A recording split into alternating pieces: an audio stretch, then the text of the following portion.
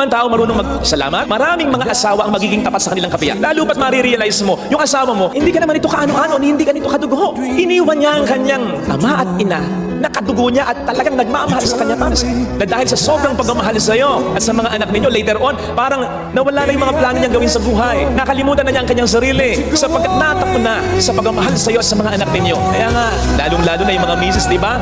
Pipintasan pa nga ng mga biyanan, walang pera. Paano magkakapera?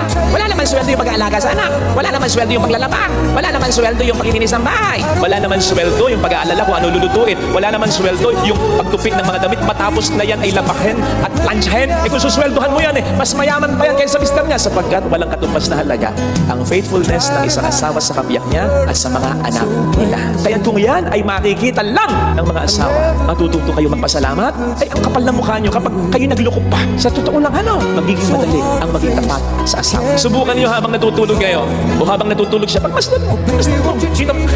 Hindi na yan yung dati kasi wala na yung figure, hindi na masyadong nag-aayos, nabungi na yata, tumaba na, mukhang butete na, mukhang lumba-lumba na.